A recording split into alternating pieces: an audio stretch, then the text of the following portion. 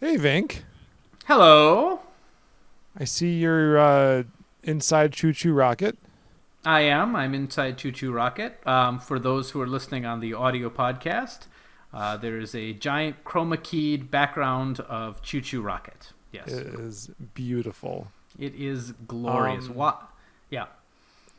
it reminds me of a game I picked up lately. Was I it haven't played Choo Choo Choo Choo Rocket in a Rocket? while. No, but it involves spaceships.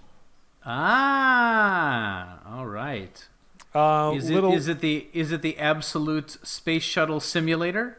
That For sounds amazing. it But was I it don't. is so good. It is so good. It was made by Gary Kitchen. No, not Gary Kitchen. Who did it? A Boy and His Blob. Not Oh, Gary Kitchen. oh no, yeah, that guy. Pitfall guy. Oh, Pitfall guy. It was done by Pitfall Welcome to guy. the Famicom Dojo video game podcast. We where don't know things any. about history. We do not know about video games here, so please teach us. Apparently, if we don't look up things on Wikipedia and just repeat the article word for word, we don't know what we're doing. Yeah, pretty much. Pretty much. No, so a little while David ago. Crane. David Crane. Okay. Nice. Sorry, All right. I get him confused with Gary Kitchen because they both worked for the same. They both worked for the early Activision. Okay. Yeah. Anyway, I like how the first thing I look up is the way forward reimagining of an 1989 video game, and I'm like, oh, dang it. There you go. Okay. Anyway, Yeah. So, I what's I your recorded- game with spaceships? speaking of spaceship games, this came up. This game came up because I was right. recording a very brief clip Yeah. for a video that I'm working on. Okay. But I've been thinking about playing it ever since, and didn't really have an excuse until a friend of mine was like, this game's super cool now, and I'm like, really? That game is No Man's Sky. Ooh. Or as it was referred to upon launch, One Man's Lie. Ah, yes. Because believe- it. Yep. Yeah. Go ahead. Yep. Oh, I mean, we've talked about this before, but We have. the reason it was because it failed to live up to the expectations and hype promised by the game. Which That could would probably maybe be a whole yeah. topic, and I would hate to go into it because I Yep. don't really feel that way about it personally, and I think I said as much when we last Yes, discussed you it. did. Yes, you did. And actually, people aren't really saying that anymore, which is kind of interesting. That is nice, but I've been to Reddit where it comes up every once in a while. Well, So don't go to Reddit. I mean, that's fair enough. pretty much a rule of thumb for anything. So you've been playing it, and It's very different. Like, it's so different that, well, let me put it this way. They've changed some things that I don't really remember how they used to work, but they work, I think, similarly enough that it's Okay. not too different. But you can definitely tell they've made a lot of what would have been considered game-breaking changes of the mechanics they set out initially, and there's still like these vestigial remnants of those mechanics hanging about here and there, and you can play the game that Yeah. way still if you don't really want to partake in the new content. But why Sure. would you when a lot of what they've done is partly in response to player criticism / suggestion and other just things that they thought, well, this would be cool to do, and it's formed, from what I can tell, over the last several years, this really interesting feedback cycle where it builds a game in a way that a lot of games aren't. I don't want to call it a collaborative effort, but there's such a shift from what it used to be that it's really not the same game anymore. huh? In a good way? That's a great question, and I think a fantastic topic for this episode. Oh, good, because we didn't have a topic. Let's do that then. All right, let's do this topic. All right. Are we doing it now? Yeah, let's do it. Let's do it now. Is there some Sweet. other game you can think of that is like this? Well, Well, I'm not sure if we've decided what like this means, Sure. whether it's positive or negative, but Sure. there are definitely games that have changed a lot over the years, for better or for worse.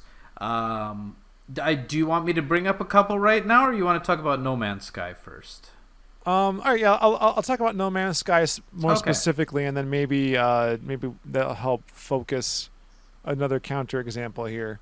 Yeah. When this game started, there wasn't. I don't want to say there wasn't a lot to it. Yeah. It's just that it wasn't clear what the objectives were, except for get to the center of the galaxy. That was really the only thing you had to do. Yeah. There weren't missions per se.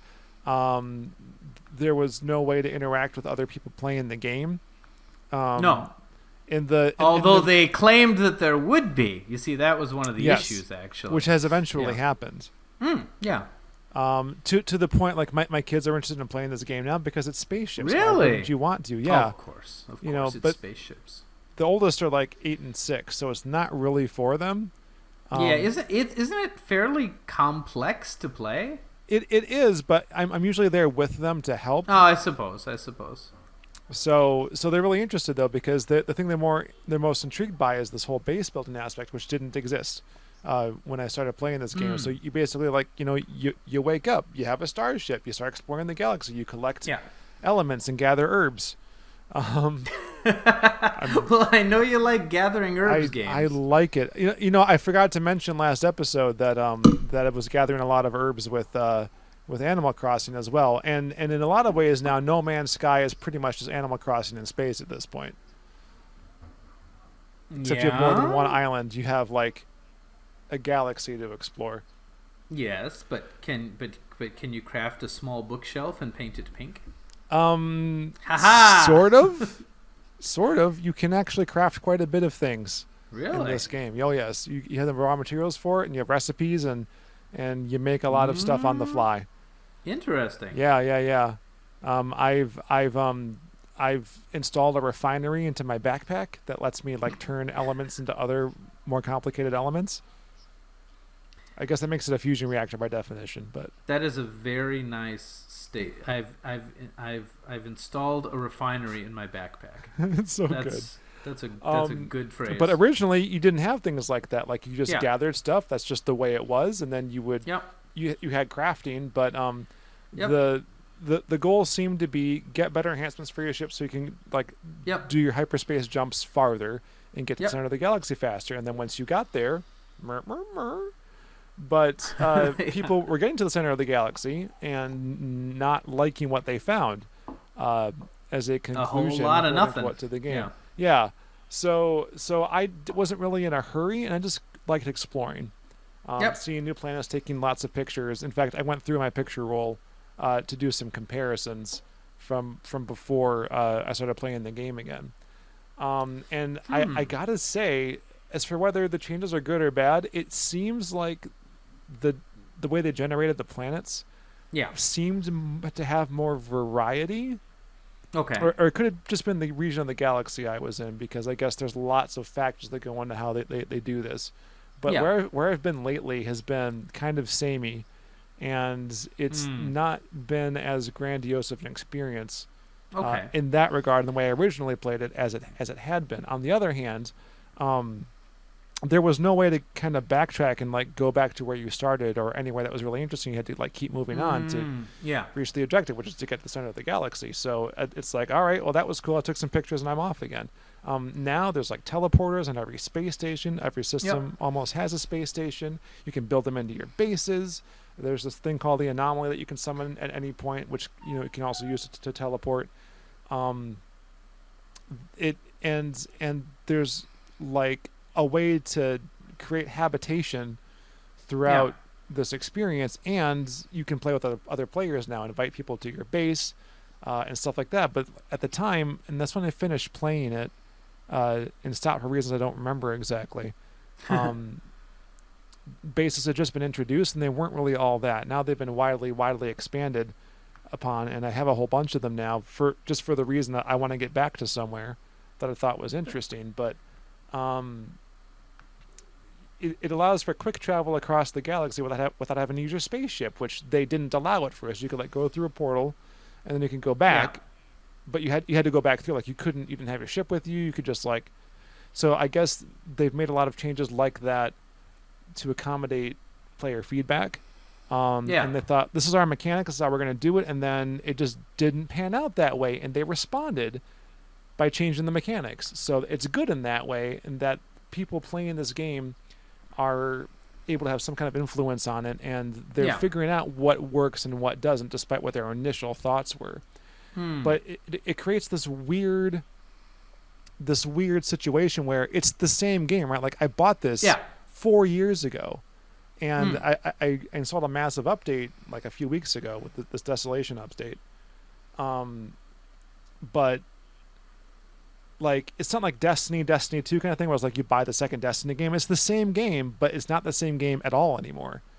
And that's such a unique thing where there's just no way to play the original game again because it's all like there's servers involved and there's You know all what? I would this change. I would Yeah. say that that's not as unique as you you think. Oh. I would definitely say that. Okay. I mean, let's spin back around to that one. All Maybe, but finish if you've got more on No Man's Sky. Sure. So, the way I play this game is very different now. I still have an objective, and there are story reasons to complete it now. There are actually lots of missions, which I'm used to from other open world games. Very, very similar to what they implemented for Breath of the Wild, which has some crafting elements also, and is not the first to the party by any means. No. So I have a freighter now, which I can park lots of starships in and take the one out I want for a spin and for any particular occasion. I kind of feel like Jay Leno. And you can summon that freighter wherever you want. There's a way to upgrade it to like be able to travel to different star systems and like jump farther, but there's no point in doing it. First of all, it's really hard to do to get the technology pieces to make that happen. Secondly, there's no point. You take your starship, which you've outfitted to do this, you jump there, you summon your freighter, and it'll travel from wherever it was to wherever you are in the blink of an eye. It's like there's just no point in playing it a certain way, especially because they make that certain way hard. Yeah. So it's interesting. Like they're still accommodating the old mechanics, but they don't have to, but they are. I don't know how I feel about that, so it's kind of in the middle. But I'm still having fun with it. My kids love it. I figured out a way to see each other's bases now, which involves making sure everyone has a PSN account. So they have child PSN accounts now, and I mean, when I finally get a PS5, I want to give that game a spin because a lot of games that get a lot of negative feedback turn out to be my favorite games. So Sure. It'll be a very interesting and different experience for you because I was relaying how different it was. With the friend who got me back into it, and I don't know how she felt about my paragraphs long musings, but it was a very, very interesting reawakening into this universe for me. No puns intended. That's very interesting. All right. Should we compare it to some other things? Yeah, then? Absolutely. Okay. I mean, we already alluded to it earlier, but actually, hold on. Before I forget my train of thought. Yeah. You were mentioning how you thought it was very unique that a game has been, in a way you can't play the original one anymore. And actually, this has been going on for a very, very long time. Not so much in consoles, but in the mobile space. There are tons of games, not just free-to-play games, although free-to-play games are pretty much all like this, that have changed so dramatically from the original experiences. Have you tried to play Angry Birds lately? Oh, no. My kids have, and I'm like, what is Exactly. this? It used to be a game you bought for 99 cents and it included the full game. Right. And of course they added on stuff, and that stuff was usually free. But after a while, they started adding free-to-play elements, online ads, things like that. I don't think the game costs any money these days, but I can't go back to the complete game for 99 cents no matter what I want to do. Right. My mother keeps an iPad, her old iPad, because it has a version of Bejeweled that was the full game. She paid $3. She paid $3 for it, and it was Bejeweled. It was the whole thing. But now all they have is Bejeweled Blitz or whatever. Right. All these games with tons of microtransactions, ads, stuff like that. They're free games, but all my mom wants to do is match crystals and make them disappear. That's it. And so she's keeping the old iPad around just so she can play that. It's the only game she plays at all. And like she couldn't transfer it to the new iPad because they've actually locked it out. You cannot, not only did it like, the reason the game exists is because the iPad's too old to upgrade it to the new better version. Wow, I was trying to make air quotes and one of my hands disappeared. Is this one of the situations where it doesn't run on the 64-bit operating system, or is that something? Different? Yes, but it was already obsoleted before even that. Okay. Like Yikes. it like years ago it stopped functioning. So even 30, even later 32-bit devices, it's unplayable. Because man, there are some games that I wish I could go back and play. Obviously, Bouncing Girl being the chief among them. the original Peggle is no longer available, as far as I know. Nope. Yep. It's the same. Peggle's made by the same people who made like PopCap Games. Let's bring up another. I'm going to bring up PopCat later, actually, about a game that's perhaps gone, down. I could bring it up right now. Plants vs. Zombies. Yep. Plants vs. Zombies is another game that's removed content over the years. Now, some of it I can see why they did. They used to have the Michael Jackson zombie, and that but the thing is, other things they've taken and they've remade a lot of the core gameplay experience. So that game's still available, but the version people bought and the version that's available now, which you don't have to buy, is very different. There's lots of iOS games that I paid full price for back in the day, like $10. Remember when mobile games could be $10? Crazy. But the manufacturers decided that they would rather go to the free-to-play model, so they switched it to free-to-play, and they usually do something like, for all of our loyal customers who paid full price for the game, here's $10 worth of in-game currency. Oh, that's dirty. Which causes me, and like, take the app off the store, that's fine, and release your free-to-play one, but let the people who paid for it at least continue to play the original experience. Right. No. And that is dirty. I think that is just dirty. And that's why I don't buy mobile games anymore, or even play them. I don't do mobile anymore. You know how I go back and forth. Yeah. I'll have my moments where I'm like, yeah, mobile games aren't so bad. And there was a time that they weren't so bad. But like, losing games through the upgrade cycle, I lost most of my library when they switched to 64-bit because a lot of the games that I liked were full-priced games, not games as a service. I'm not a fan of games as a service in general. So but I had a lot of games that I had bought. Chaos Rings that was done by Square Enix, just a bunch of retro remakes, things like that. They just all broke when I got my new iPhone. So I don't feel any need to reinvest. I just cut the cord.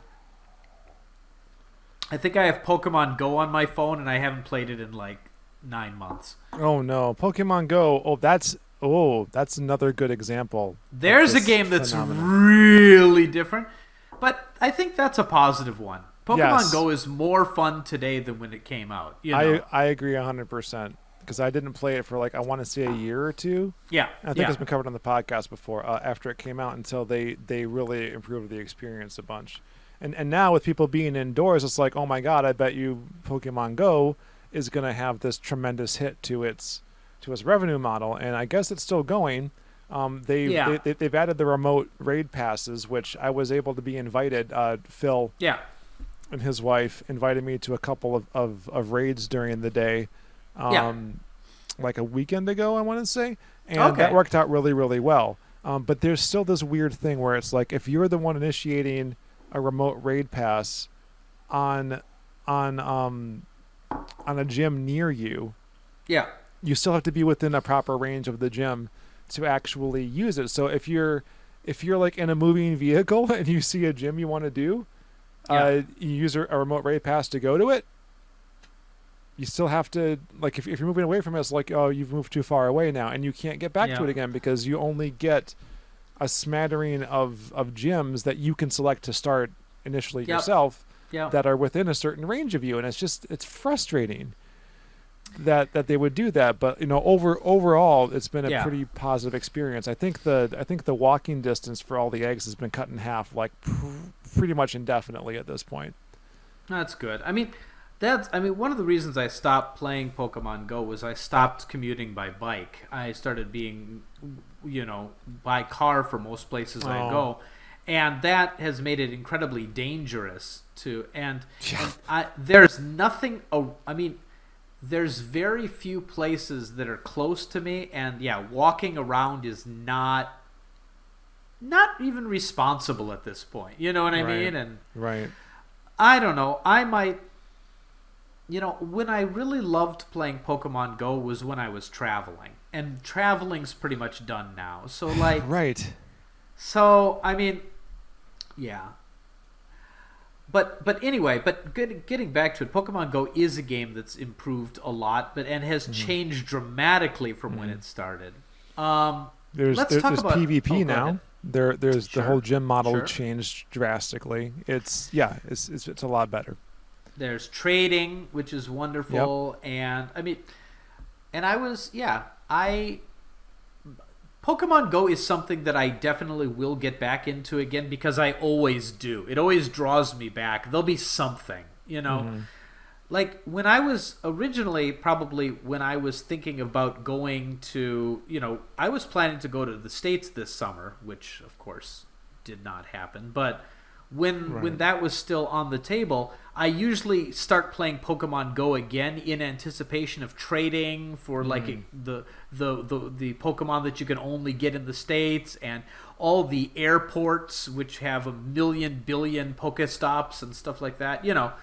That's one thing that I always enjoyed about traveling. But without that happening, I've been making this annual business trip to the Kalahari for that conference. I'll just name drop them right here. Sure. And that's how I got into, partly how I got into playing it again, was because there were Pokestops around, and then the area where I live has a lot more than it used to. But that trip isn't happening this year. It's a virtual 1-day conference now. That's what they decided to do with it? Hey, I could go then. I'm going to have to make my own bacon. You could go. It's when free. Is it? When is it? Well, it's Monday in the States. So it starts tomorrow morning. So it'll be pretty much while you're asleep for the most part, but part of Tuesday morning too for you. Well, forget that then. I'm sorry. But hold on. Yeah. Hold on. My Monday night is Monday morning here. Maybe I can pop in. Maybe, yeah. I'm not sure how it works exactly. I was going to sign up tonight yet and get everything rolling, but yeah. So I'm guessing you're not a guest. No. I never have been, but I've always attended their sessions. Very interesting stuff about the tech industry, but That reminds me though that Tokyo Game Show Yeah. is going virtual this year, and that means we're We back, can go! baby. Woo! We did it. It only took 9 years. Yeah. Yeah, so I gotta sign us up for that yet too. But if you're free actually, that weekend, and get us signed up for that. let's do it. But so all right, I want to say No Man's Sky is different from these other games for a couple of reasons. Okay. One, at least in the case of Pokemon Go, I don't really have. There's nothing really about the game, the way the game was originally played, that I have any nostalgia for. Okay. And they've I feel like only or mostly only made improvements to it, and there was kind of an understanding that this was the way the game was going to come out and be updated eventually. It's like, yes, we have this plan. This is upgrade path. We have all these generations of Pokemon to get through. Because when you started, it was just the 151-ish. Yeah. From the Kanto region, right? So yeah. So that game, that's kind of one thing. The other ones, which Pokemon Go shares with these, are free to play or went to free to play when they weren't originally. That feels definitely worse. Like I wish I could play Robot Unicorn Attack again in its weird Christmas and heavy metal themed variations, but I can't. Oh my goodness! I was thinking about that game yesterday. Yeah. Okay, we were watching you. This is for another podcast, but you need to start watching Teen Titans Go. You need to start watching that because I really, and they have an episode that was like 80s nostalgia hard rock, and it basically was a reference to Robot Unicorn Attack. That is amazing. And just 80s album covers in general. It just, and I'm like, oh, I want to talk with Sean about this, and I'm like, funny for you're the superhero guy. I don't even live in this world. You're the one who I go to It's not a superhero show though. That's why. There's superheroes in it. That's probably why I like it. That's how I feel about Doom Patrol, but I like Doom Patrol. You know what? That's right. That's a different podcast entirely. Just watch a couple episodes. Okay. If you don't like it, I won't bring it up again. But I'm gonna keep bringing it up until you watch it. Okay, fair enough. But the episodes are 10 minutes long. You can spare 10 minutes. I haven't recorded a clip of one and sent it to you on your phone. You're right. You did, and it was pretty good. I agree. Yes. Robot Unicorn Attack is a thing of the past for me now because it was 32-bit. Yeah. So there's Robot Unicorn Attack 2. There's Angry Birds 2, but the original Angry Birds still kind of exists, if in name only. I mean, yeah. And those are different games, right? Like No Man's Sky, by comparison, like I said, the core game still exists with some modifications to the elements you use to do your crafting, and the different crafting pieces that you can attain. Yeah. But you can still play it more or less the way the original game was. And there was really not a lot of indication that they were going to enhance it the way that they've subsequently done it. Like there was no template to follow. There's no other game series really. There were other ones like Destiny and Anthem. Is it Anthem? Sure. What's the one that Anthem. The one that BioWare, right? Okay. So what's most intriguing to me about this, though, is its business model. How do they get any money, right? They have to maintain these servers. There's this massive multiplayer experience. Maybe they get a revenue share from the multiplayer passes they have to. I don't know how that works, but that's actually a very good question because does No Man's Sky have microtransactions? No, nothing at all. I don't know though. Everything you do is in game. Because it was for a while it was a Sony exclusive and kind of a flagship one. So I wouldn't be surprised that they were getting some money to maintain it. But now that it's multi-platform, it is multi-platform. It is multi-platform, and the galaxy is shared amongst those platforms now, where it wasn't originally. Because it's multi-platform now, they had a reason to make it good enough that people on the other platform purchase it. Right. Because it had some kind of negative word of mouth, and if they could generate good word of mouth, this whole new base can be Sure. willing to give it a try. So, but yeah, in general, if a game doesn't do well, there's no reason to keep supporting it. Right. So Now, I'm very yeah. curious how this game has continued in these last 4 years. Like I didn't realize this, but I stopped playing it December of 2016. Yeah. I thought it was Yeah. maybe 2017, but no, it's Yeah. been nearly 4 years, and it's survived and thrived even in the intervening time. And I bought this game once for not even $60 because I still had that Best Yeah. Buy whatever thing. So it was like $48 plus tax. Oh yeah, And- but it's been deeply discounted. I see it popping up for like $10 on PSN. Yeah. So how does this work? Because there are no microtransactions. I'm not paying for online right now, so I have no clue what its revenue model is. I mean, it was definitely successful when it came out. It was a hit. It sold a lot of copies. The haters are big and vocal, but it also had its fans who, and I mean, Hello Games is not a huge company. no. They don't have a lot of staff, so like their overhead might not actually be that bad. So Okay. just the residual sales of the game and keeping and building up their reputation so that their next game sells well might be motivation enough. But I agree. Sometimes I'm like, how does a company... There's But not that's even like the a No thing. Man's Sky 2. Like there have been two Splatoon games.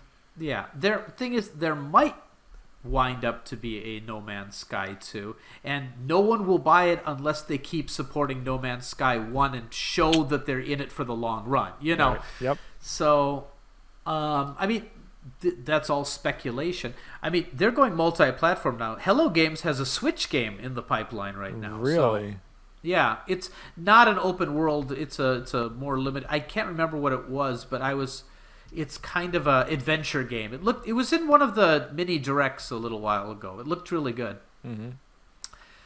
I think we talked about it briefly in our one of our previous podcasts, but yeah. So I mean, they've obviously got to show that they are a competent developer, and they're not going to want to just throw old games away, which a lot of companies do. Mm-hmm. I mean.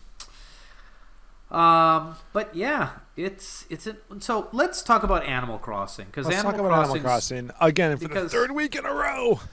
But Animal Crossing is something that it is the number one game in the world right now. So Fair. I mean, it's worth talking about. It's number one in the Japanese charts this week, and we're how many months after release right now? I don't even know. It's just steamrolling any other game that comes in. A brand new game like Last of Us 2 came in and was number one for that week, and the next week it's back to Animal Crossing. So, Man. I mean, that's Japan. The States, I'm sure, is different, but it's still doing incredibly well. And they've been giving summer updates. Just got an update a couple days ago that added fireworks and various other things, dream journeys or something, kind of. We need to exchange dream codes at some point. I don't even know what this is. I have not been playing Animal Crossing because of No Man's Sky. My kids haven't either. In fact, my kids have missed Animal Crossing now, and that's what they're planning to play next weekend. So. Yep, you should. Wow. Sean just likes something. You're multitasking. Okay, anyway. I did? No, I didn't. Okay, it just popped up. Is it Twitter? Sean? Yeah, Twitter just popped up. Twitter will do that hours later. Like I'll do something with one account, and it'll show up on my other account like that evening. I'm like, what? I'm not even touching my phone right now. Twitter. Yeah. But anyway, so you should try it, because there's been a lot of I mean, you probably did the update where you can do like diving for stuff, No. Oh, really? You're several updates out then. It's been like 4 weeks, I want to say. Oh yeah. Okay, they've added a lot of summer content. Wow. And now Animal Crossing is a game that's not totally different now. Oh, they're also adding cloud transfers of your town, so which is good. 'Cause Really? I'm very worried that my kids are going to break my Switch one day, and I would not like to lose everything, So, So how does that work if every Switch had been an island previously? you transfer your whole island to another Switch. Okay, but you can now, which you couldn't before. Yes, Okay. that is correct. I Okay, mean, I 'cause was they wondering did- about that. Yeah, because they didn't really. I mean, they allowed but like before, I think you could restore your island if you contacted Nintendo or something like Okay. that.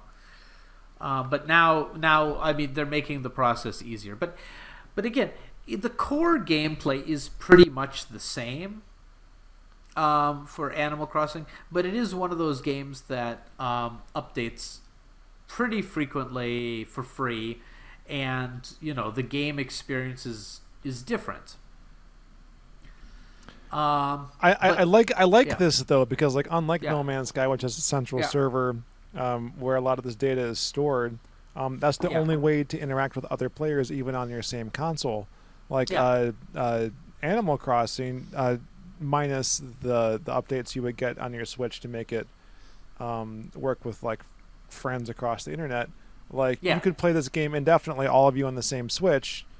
Yeah. Well, long after Nintendo is Yeah. dust or the number 2 company in Japan instead of the number 1 Yeah. company. But yeah, there's definitely a robust single player experience, but that's a difference between a lot of these online games, because Right. not only are you not able to roll back to previous editions to play the way that it used to be played, but in fact, these games will cease to exist someday. Right.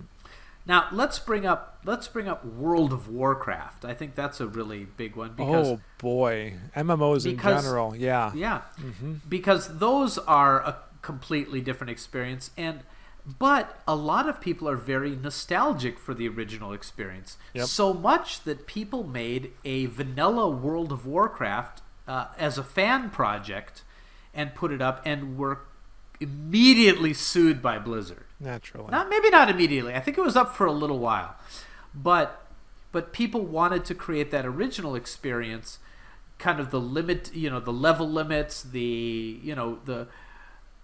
because they had strong nostalgia for it. People who didn't really care for the way the game had turned, and of course that was shot down, and there was a Warcraft 3 was recently updated. Yeah, Warcraft 3. And a lot of people didn't like the upgrade, but they were unable to roll it back. Wow. So, that game had people playing it a certain way for 20 years. Right? Yeah, it's hard to believe it's even that old. Like I didn't like the whole hero system from what they had nerfed it, from what they promised it was going to be. So I never played Warcraft 3. Yep. I played it a little bit. I was big into Warcraft 2 though. Loved it. Ditto. How old is that? Don't tell me. Never mind. No, you don't want to know. You don't want to. Oh my god. Wow. It's got to be. Wow. Did I play the original Warcraft before Warcraft 2 came out? I did. I want to say I did, but it was probably like really close to before Warcraft 2 came out. I did only because the PC that I had at the time was so old, and it was just something someone got rid of or whatever, that it couldn't run Warcraft 2. Oh, nice. At the time, so I played that, and then I actually played Warcraft 2 and StarCraft on my Mac. Wow, awesome. Because it was cool, because Blizzard was one of the few companies that you bought a copy of it and it had both versions on the disc. Right, okay, sure. Because for most companies, you had to go to like a Mac specialty store to buy Mac software, Ooh. Because like GameStop wouldn't have Mac stuff unless it was, those. Oh, that's my cuckoo clock. I don't know if you could hear that. I can. Yeah, we got a cuckoo clock. Yeah, so it's noon right now.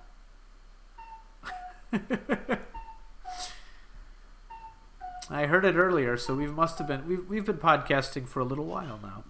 Just a bit. But anyway, then you have a game.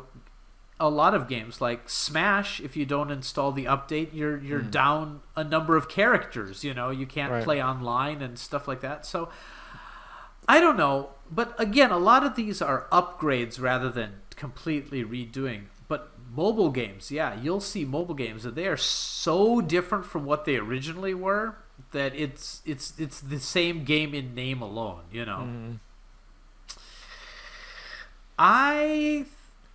I don't know. You know how I am, Sean.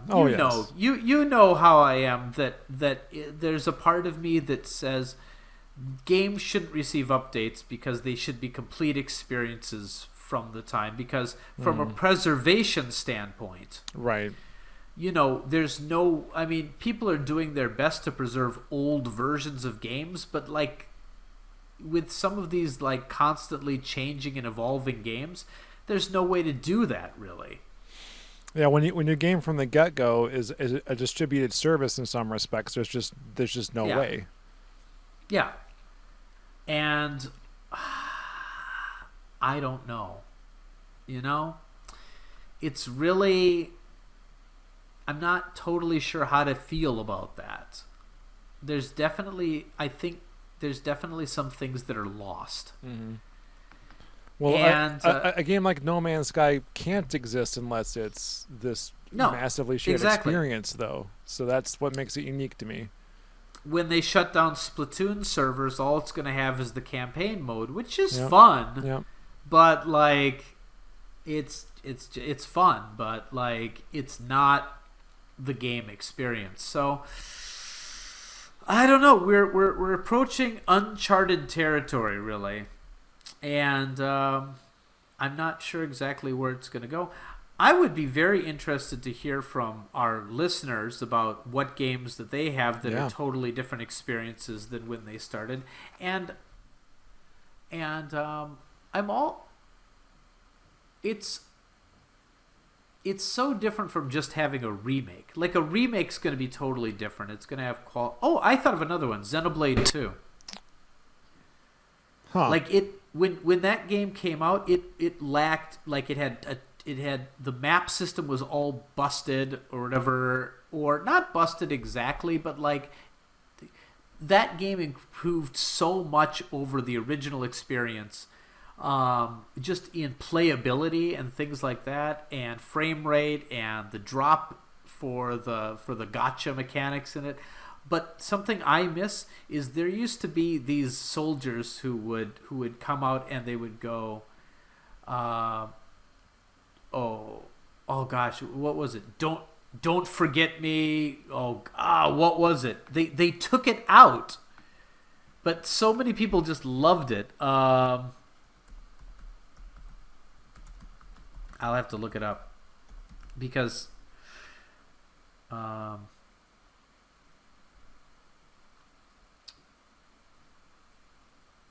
Oh, dang it! I've forgotten. I've forgotten. See, my history has been gone. Oh, everyone's like. What's funny is I know part of it is "Don't Forget Me" and I've forgotten them.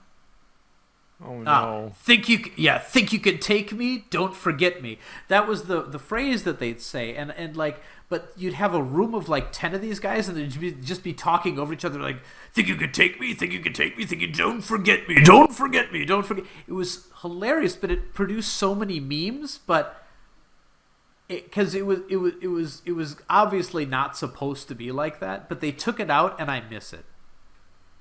Right.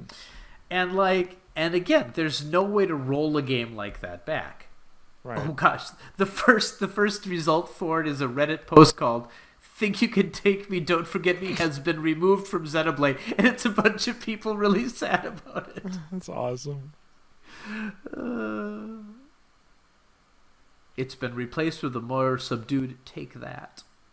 Oh no. Oh, and people were archiving it. They're like, "Don't upgrade, don't upgrade."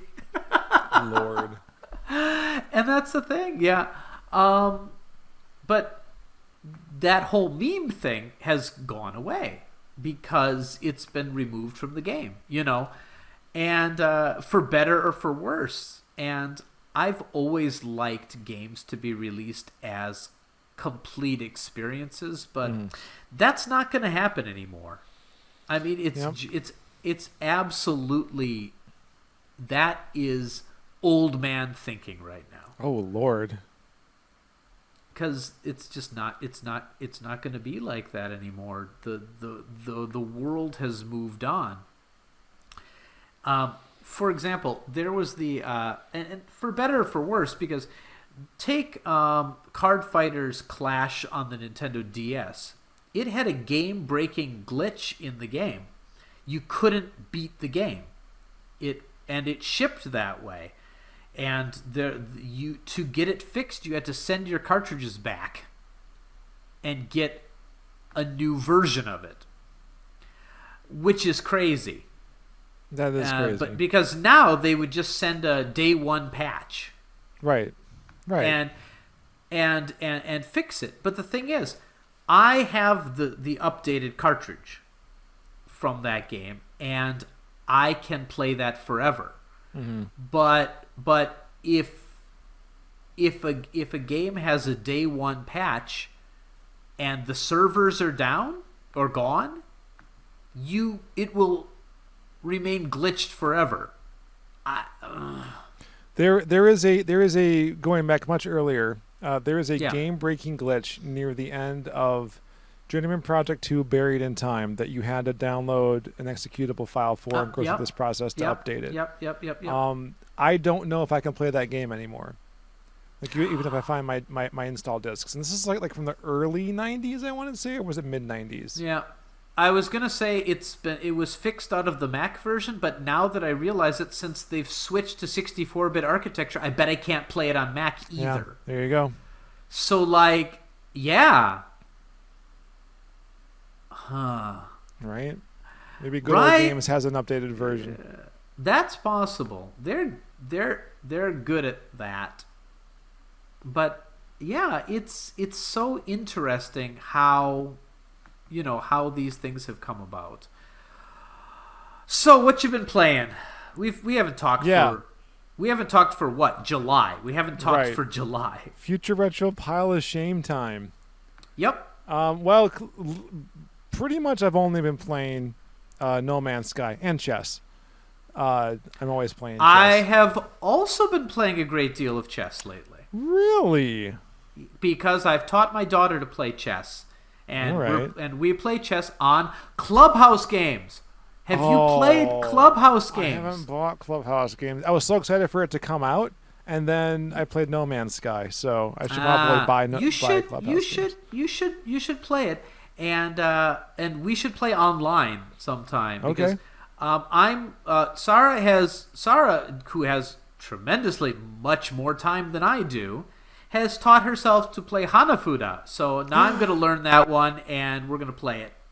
Sweet. So, and I've been playing some shogi in there, which I'm enjoying a lot.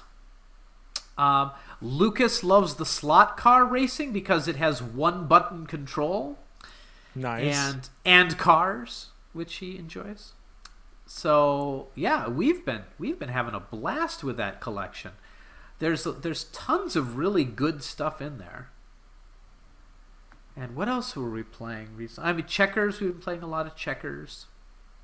And gosh, what other? We've just been playing. There's just a ton of really good games in there, and the tutorials are pretty good. So yeah, I'd recommend that one. You know what else I'd recommend? Well, what else would you recommend? I would recommend My Game Shop. Ah. Ooh, such a Didn't nice even plug. have to remind you. I know. I keep forgetting to plug the store. I was kind of holding off plugging it for a long time as well, because with the global pandemic going, airmail shipping stopped, and it is still stopped. So the only option I had was to send packages via surface mail, which took 2 months. Oh gosh, okay. And my sales went you know. Right. Which is okay. It's only a hobby business anyway. You know what I mean? And but now I've got an option. I found Yamato Global Transport actually allows me to send a box yay big. Oh, I can't see your box because of your background. It has disappeared. Hold on. There we go. Here we go. No background. Yeah. Wow. That just suddenly popped into existence. That's amazing. If you can't see this because you're on the audio version, it is a box of it is a 60 centimeters of total dimension. Okay. You see, that's the thing. They have flat rates. I can get a box of this up to 2 kilograms and 60 total centimeters. That means X plus Y plus Z. Okay. And in a box like this, I can fit about, if you're doing like CD style games, I'd fit about 12 of them in and still be underweight and nice padding. Okay. And DVD sized games less, maybe 8 because, but, and the box costs $30 to ship. So it's expensive to buy one game, but it's actually cheaper than EMS if you're doing a bunch of them. Okay. And so I am back to shipping things. So I started that about 10 days ago, and I've got a couple orders for people who are willing to. So kind of back in business. Sales are still definitely down, but it's nice. It's nice to be doing something. I want to talk to you about humidity. I haven't played that one. Ha ha ha ha! Do you know what this is? No. It looks real gross. It's not. This is a portable dehumidifier. Oh. Basically, it up here, it has like that stuff that you'd find in like, in a pair of shoes. That's like do not eat, like the silica stuff that absorbs, and there's like a filter layer, and it basically what'll happen is when you take this plastic off the top, it'll start sucking moisture from the air, and it'll pool down here. It'll collect. Fascinating. Okay. And these are very common because it's so humid here down in southern Japan. Right. And if you don't have air conditioning in it, and if you don't have air conditioning in every room, so I have a bunch of those in the game room right now because I'm very worried about mold and things like that. Sure. In the room. So and people put them in their closets in Japan, and they're actually pretty cool. But I realize they pretty much don't exist outside of like Asian countries, like really humid Asian countries. Sure. I've never heard of them, but let us know in the comments if you know what use this? that is. Can you recycle those? Like, what kind of waste does that produce? These are the things I worry about. Tons, unfortunately. Now, they make reusable ones that you can replace with the silica stuff, and I need to look into getting some of those. Well, actually, what I want to look into getting is an actual dehumidifier. Right. That's what I would like to get. But for now, these keep my collection safe in the summer. So. All right. Yep. Cool. Yep. That was a strange. It's just I had one on the desk, so I decided to talk about it. Let's talk. All right, let me put up.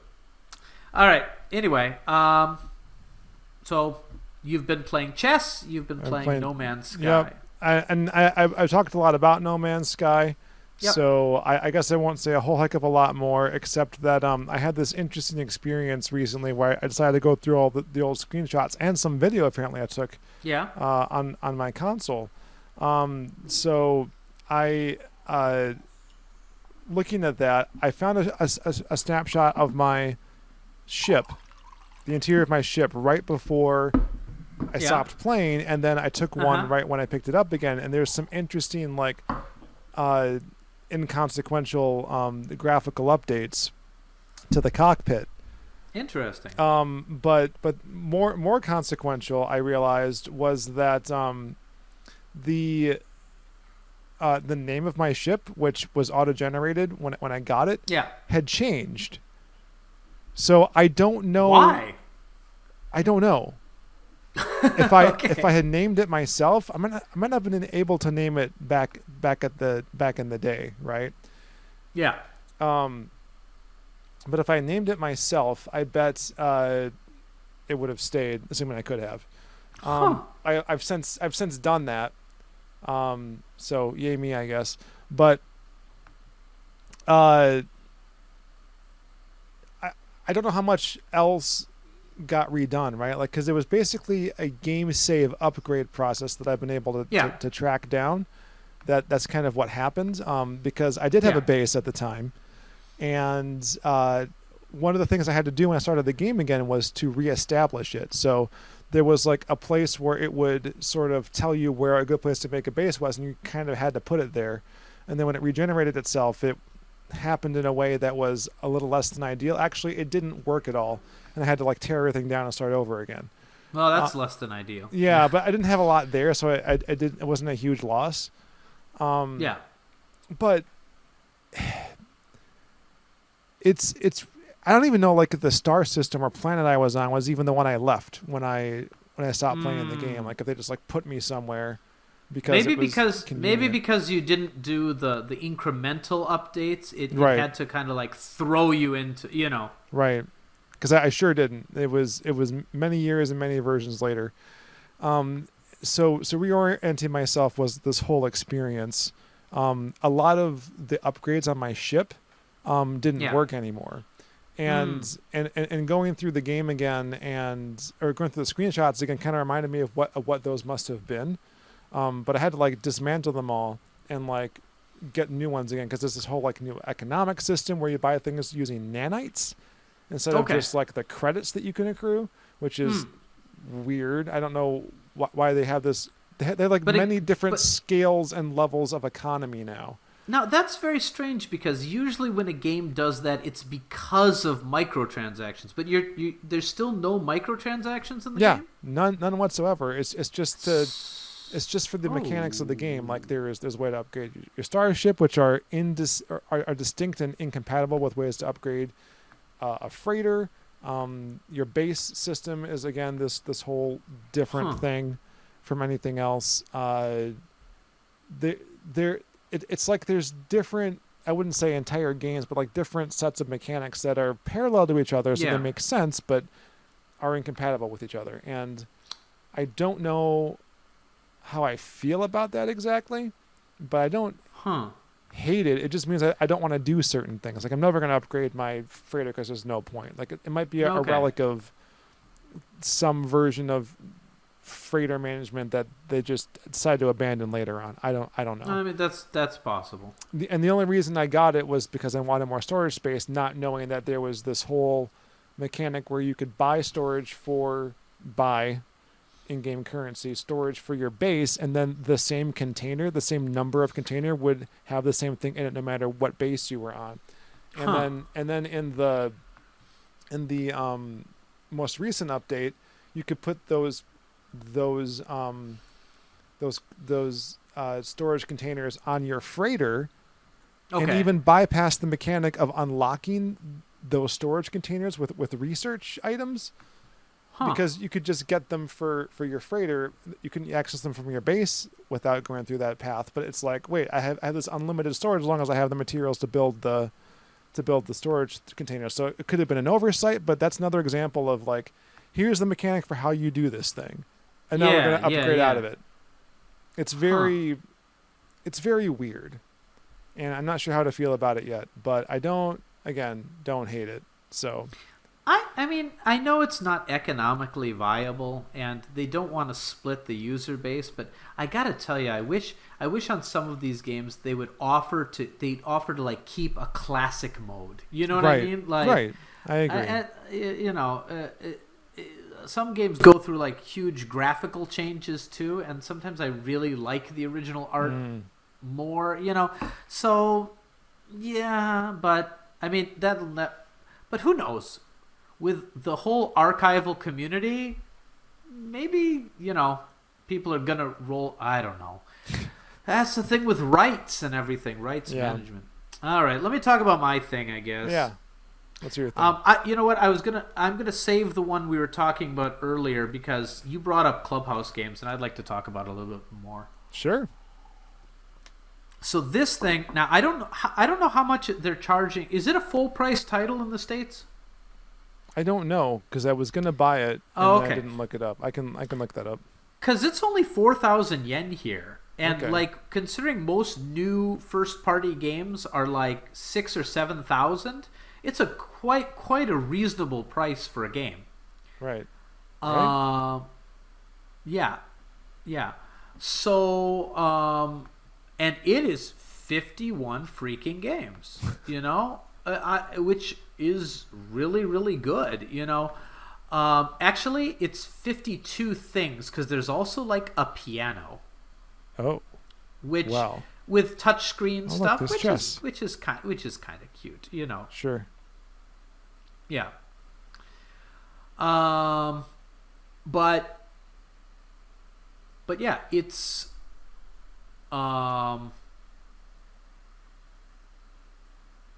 there's so many games I've never heard of before, which is kind of cool because they went with a whole international, type of thing, and there's actually a story within the game of traveling around the world, experiencing all these games. So if you do the story mode, it actually takes you through the games one by one. Okay, interesting. Which I think is really. Now I skipped that immediately, like because my kids wanted to play, right? Like because we got it and we wanted to. The kids wanted to play Connect 4 and Checkers right away. Right.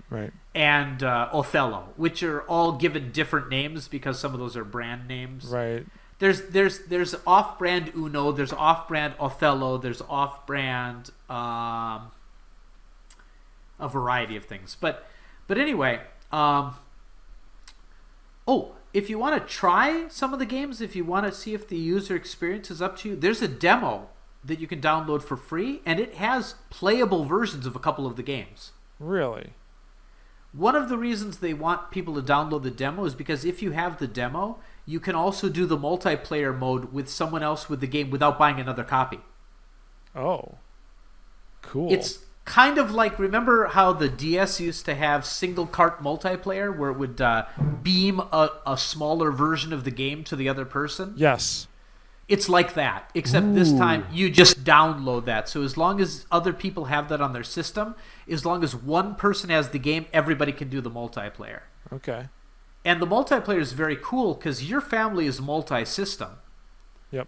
So you could play and maybe you wouldn't play Mahjong, but if you played a multiplayer Mahjong, each screen would have, your tiles so the other people couldn't see them. Okay, I do like that. That would be or really cool. for card games and stuff, you can see your hand and the other person can't, So I think that's the US version's $40, by the way. Oh, okay. So definitely worth getting, and I mean, this is a game that I will always buy the cartridge myself, but I could see tremendous reason for people to get a digital one of that because it's really nice for just pick up and play a game real quick, But yeah, I'd recommend that, and I'd love to play online with some of these games, although I think your level of chess is way beyond mine. Maybe. Probably. You probably know what an opening gambit is. I know a few. And I just know that is something that exists from the movie Searching for Bobby Fischer, which I still need to see now. Yeah, I think I mentioned what? That. All right. Although that's for the other podcast. The Secret Podcast. Secret Podcast.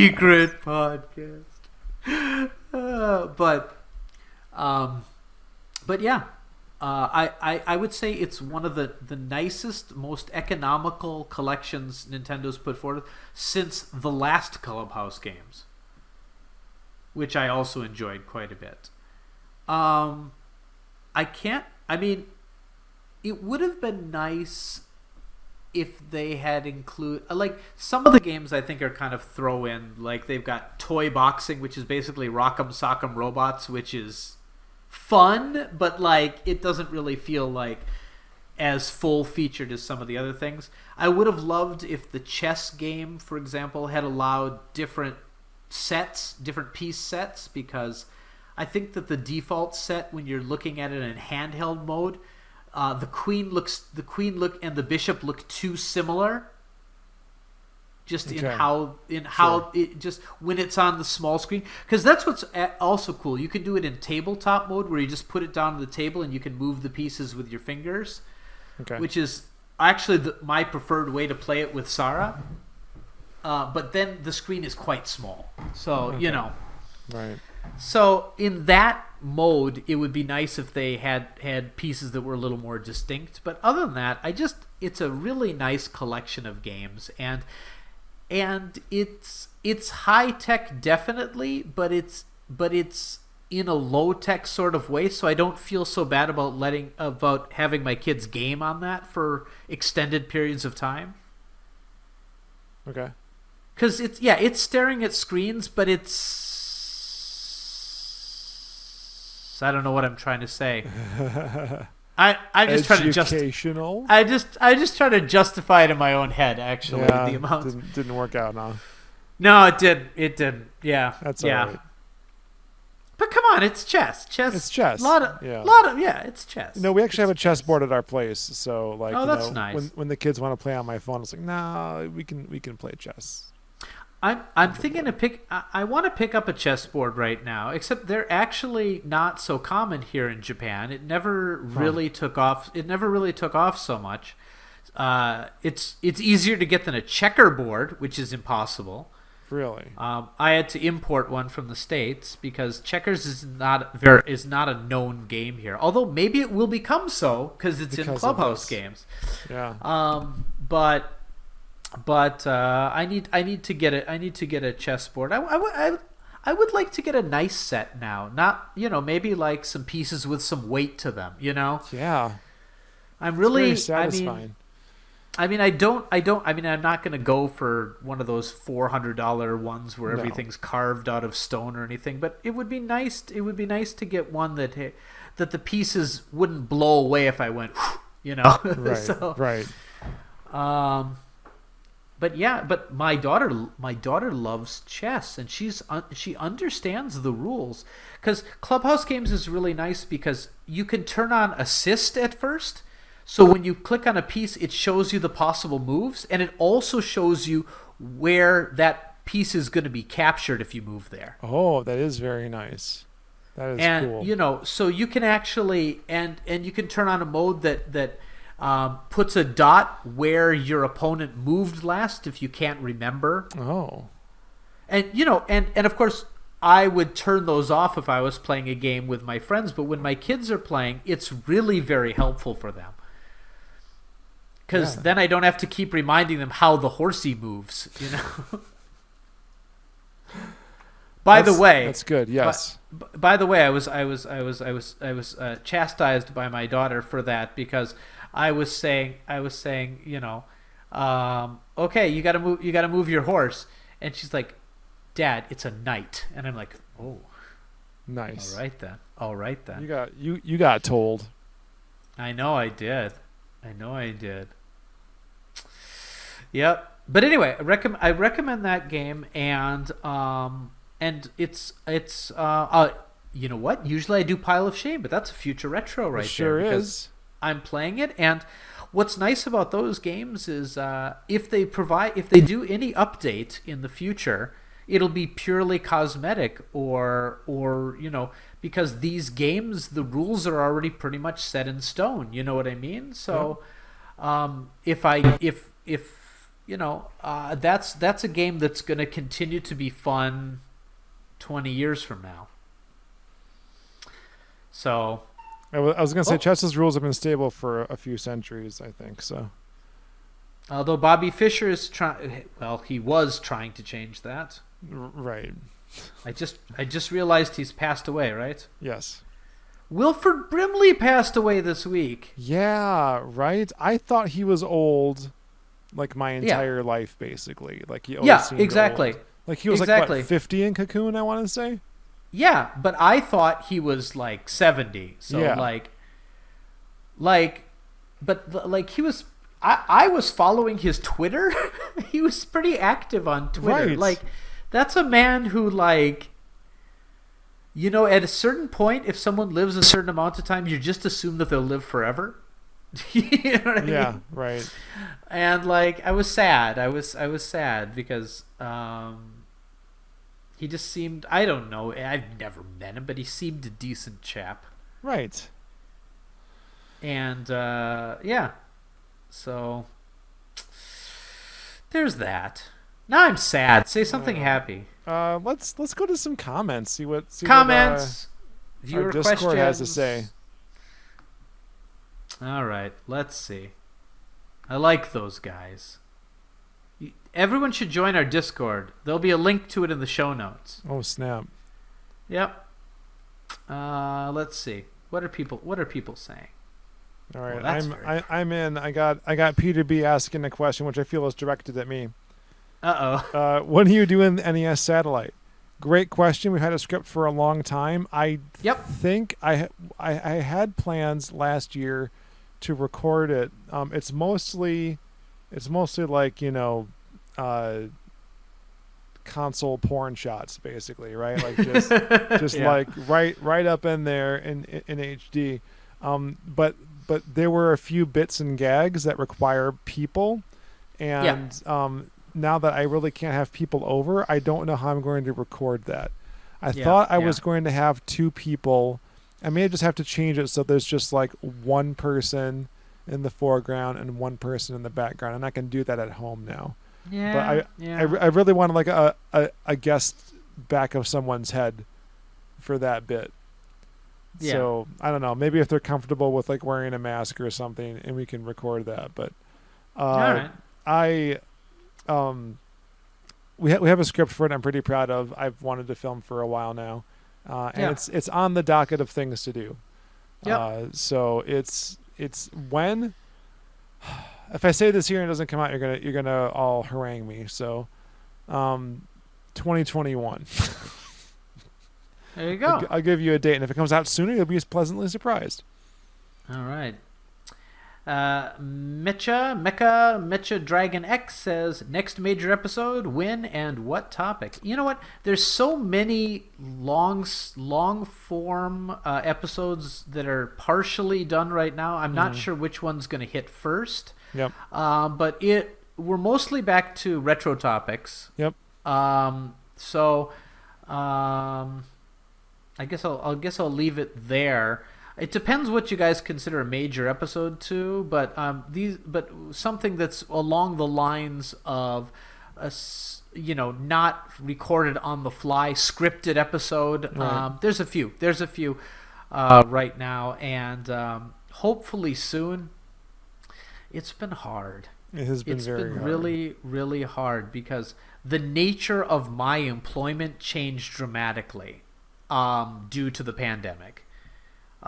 So my hours are very different than they used to be, much later hours and things like that. So I have very few times when there's not kids around, and just getting these podcasts recorded is pretty difficult. But and the studio that I was using to record, it's way too hot in the summer to do for any long periods of time. So for me, a lot of new filming is going to happen when it starts cooling down a little bit, but expect some small stuff in the meantime. I just don't think it's really socially responsible right now to do on the goes, which is unfortunate. Right. Because there's so many places I'd love to show you guys.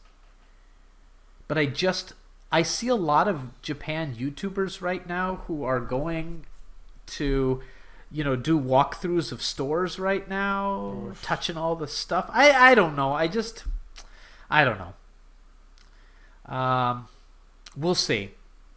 But in the meantime, Sarah is very interested in doing another Sarah Plays. Very interested. And right. we'll probably do one of those. I wouldn't consider that a major video, but look for one of those probably in the next month or two. Another new one or another other one that I knew was coming? No, that one, gosh. That one is almost ready to go. Okay. But she wants to do a new one, a new one. So maybe two? Yep. Maybe two. And there's a video that I would consider major that Sean and I have been working on for about 2 years now.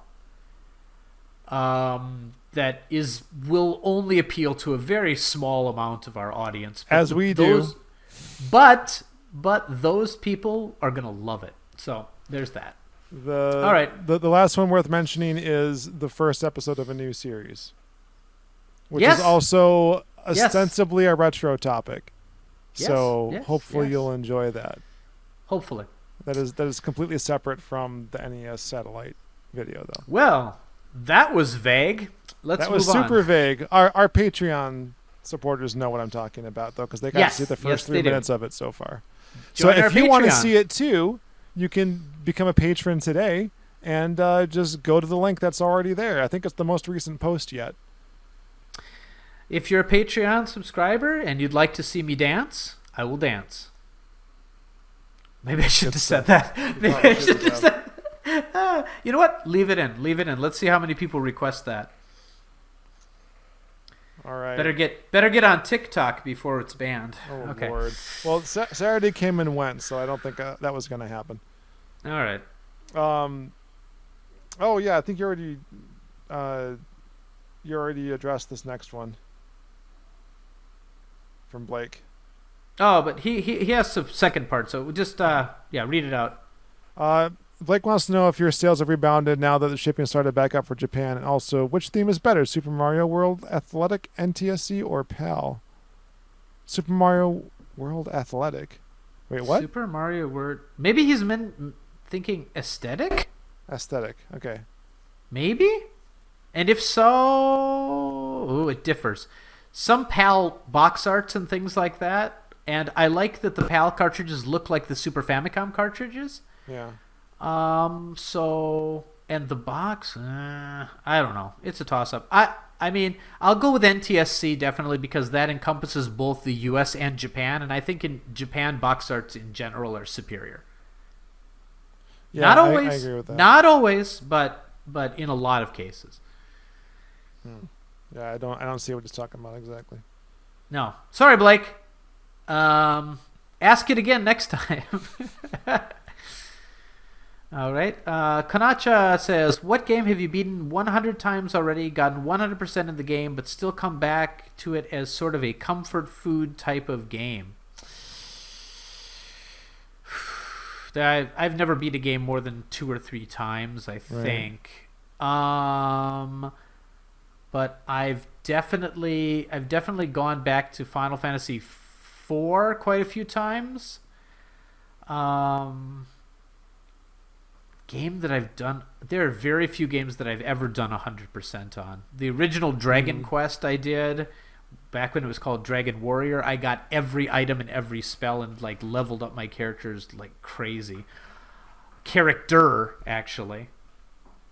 Right. But there's definitely games that are my comfort food. Definitely. I like a lot of the old arcade game ports.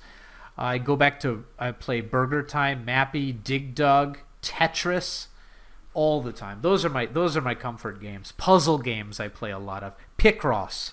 What about you, Sean? I don't 100% games. The games I try to 100%, I don't end up doing because it becomes too much of a chore and I stop having fun. Like the games where you don't have to get everything or it's not very difficult, probably like Link to the Past, like any Zelda game really. Like there's not like you do the same things and there's not like secret stuff you got to do. I don't think I've ever completed like Donkey Kong Country, for instance. I never got 100% on that. although I've tried. Same for like Metroid, Super Metroid. I mean, I think I tried with Fusion. That's difficult though. Same with Zero Mission, which makes it easy to backtrack. Yeah. But the only game I can say for sure I've 100%ed in recent memory is the Penny Arcade Rain Slick Precipice of Darkness Part 2. Wow. Which is the only thing I've gotten from an achievement standpoint 100% on.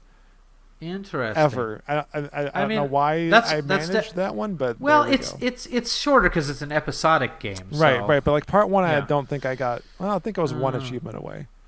Interesting. I thought of one. I thought of one that I did 100% on. Captain Toad Treasure Trackers. Okay. Sure. Because although maybe now that I haven't on the Switch version, but on the Wii U version, I went and got all the stars on all the levels. Wow. Okay. And well, it's not the hardest of games, definitely, but I like it. It's a brain game, so like it's not just about quick reactions or whatever. So I did, and that game is also a bit of a comfort game. So I think that's my answer for that one. Okay, you want to move on? Yeah. Next,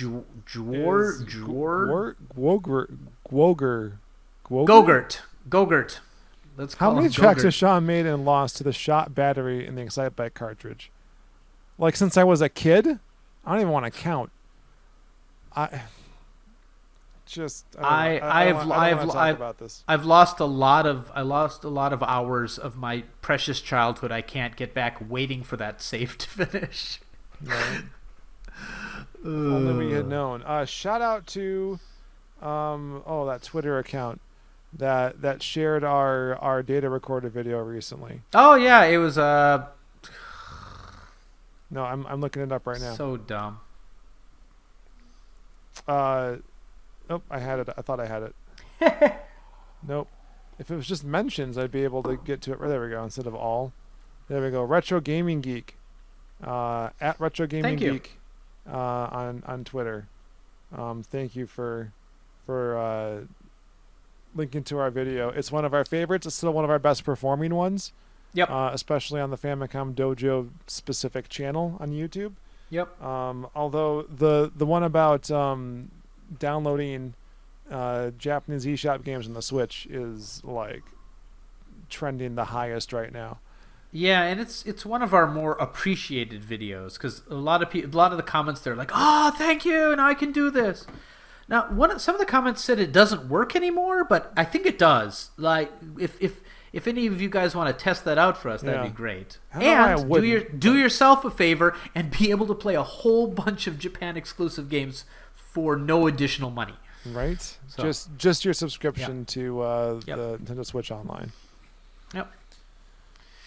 Satoshi Matrix writes, what aspect of modern gaming do you think is the worst, and what aspect of modern gaming do you think is the best? That sounds like a whole topic. That's a topic. That's our next podcast. There you go. All right. Write it down. Write it down, Mr. Sean. Write it down. All right. And Mario posts, can I post a haiku? And I said yes. Did he do it? No. But there's our Denshi Mail answer. Yes, you can. Yeah, man. You can always post a haiku. We've even put his on the show before. Yes, we have. So I guess that's probably it for today. I'm hungry. Given our current rate of releasing podcasts, Tokyo Game Show may have come and gone. No, we'll have one more episode maybe before that. How many we got? How many we got in the can right now? Of episodes of this one. Oh, okay.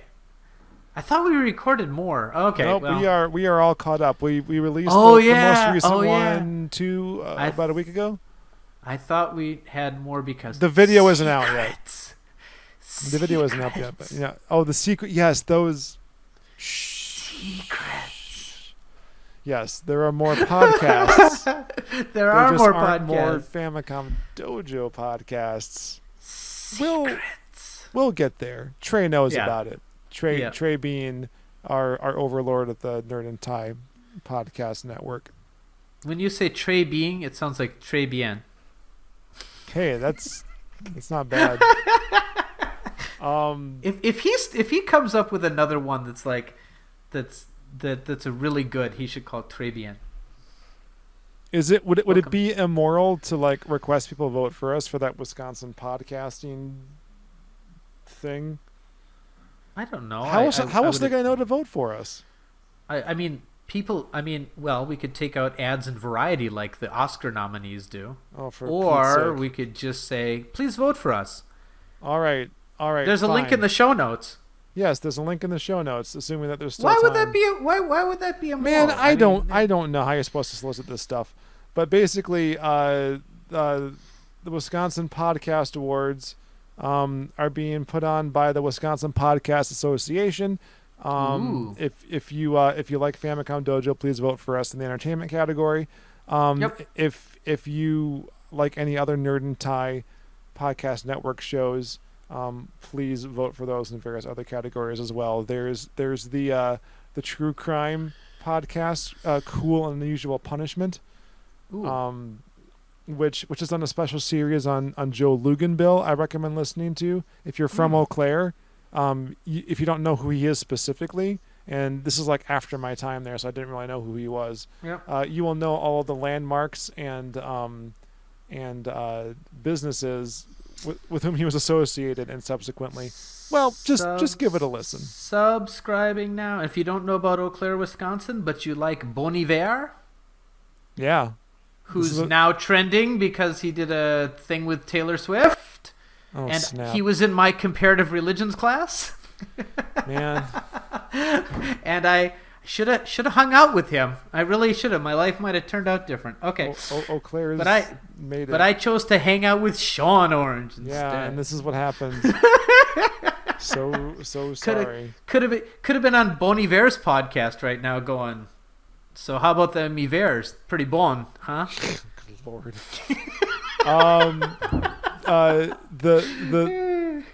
Of course, there's the Nerd and Tie podcast, which is also an entertainment podcast. Yep. So if you like them better, I guess. But I will haunt you forever if you vote for them. We don't have a dress code. I'm not even wearing pants. My tie is hanging off my stand here. They have an actual play podcast called Stormwood and Associates. Does that fall in entertainment? I'm subscribing to Cool and Unusual Punishment right now as we talk. Sorry. Do it. So like, you know, their Joe Luganbill stuff is pretty serious, but most of the time it's just Jody and what's his face being drunk. It's great. Starlight VHS rental.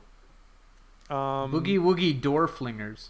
There's BS Free Witchcraft, which I believe is... There's an episode on Herbert and Gerbert? Okay. Totally subscribing to this. Society and Culture is on there, and so if you aren't listening to other Nerd and Tie podcast shows, we recommend it.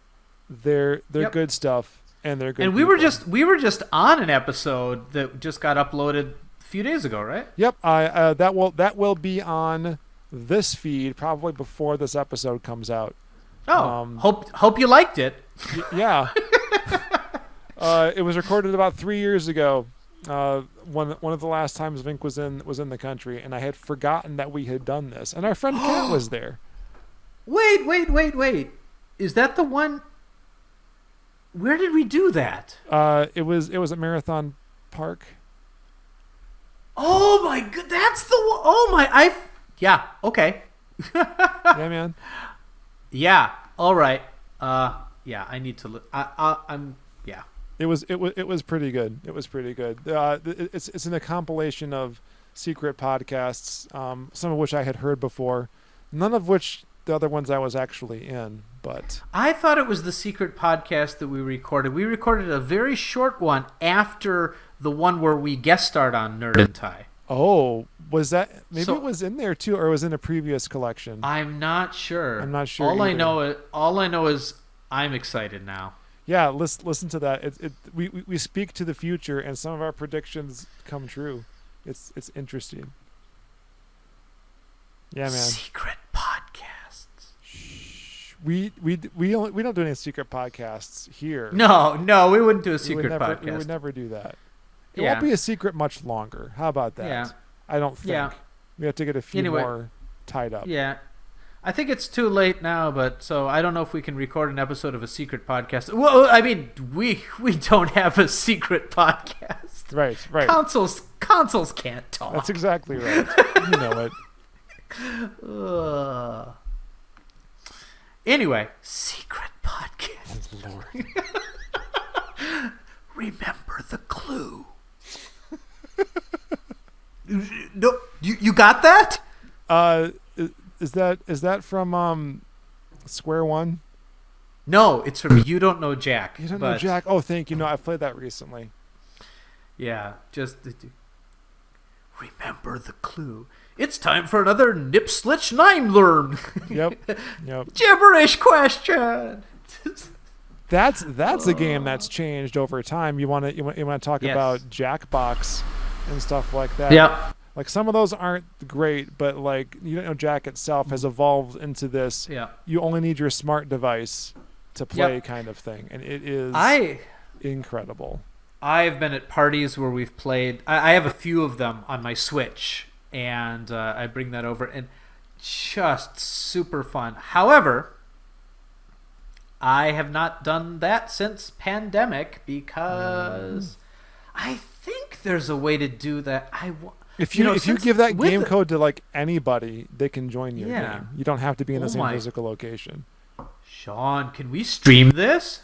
Can we let our guests yeah. in on that? We could get some guest people. We could stream it. Ooh. Okay. I don't know. That's I know Alana wants to do something with us again, so that sounds good. We were talking about playing some Famicom games on stream through the Switch Online stuff. yeah. Remember the clue. Lord. All right. Look forward to that. I haven't done a stream in a while, so maybe I'll jump Yep. back into that. Nor have I. I've been very I've been too tired 2 of the weeks, and 1 week I went camping in the backyard with my kids. Yeah, I did that recently too for a birthday party. So Because so many things have Our been canceled, they just want to do something. Yep. You know? I totally hear get ya. that. like a secret podcast. Secret podcast. Oh Lord. All right, I guess that's it for now. Thanks for listening to the Famicom Dojo video game podcast, which you should totally vote for in the Wisconsin Podcast Awards in the entertainment category. And until next time, the dojo is Secret. not that secret. Okay, well, it Lord. must be. It must be a good secret, because otherwise more people would definitely be listening to us, Woof. right? Yeah, But the reason for it is because we've kept it a secret. But you know what, guys? it's our fault. I'm gonna tell you right now. You don't have to keep it secret anymore. You know what? The beta is over. The podcast. Let's go gold on this one, Sean. I think it's finally time that we allow other people to hear about it. So all of those Fantastic. all of those people who've been keeping the secret for us all these years, you can tell people now. You can tell people Lord. at Famicom Dojo. We give you permission. I'm so glad we came to this decision. I know. It's been a long time coming, but I you know what? Let's get it out there now. No more beta test. We're Famicom Dojo. You can tell a friend. Alpha dogs. It's no longer a secret. All right. Hey, some ASMR people are probably like, keep doing that, Vinnk. Yeah, keep doing. Yeah. Keep doing that, Vinnk. No, I won't do that anymore. Secret podcast. Okay. All right. Okay. Let's. Okay. All right. Bye bye. Famicom Dojo. Thank you for watching the Famicom Dojo video game podcast. To watch or hear more, just click on the link on your screen or in the description. Don't forget to subscribe to the Famicom Dojo YouTube channel. Click on the bell so you don't miss an update.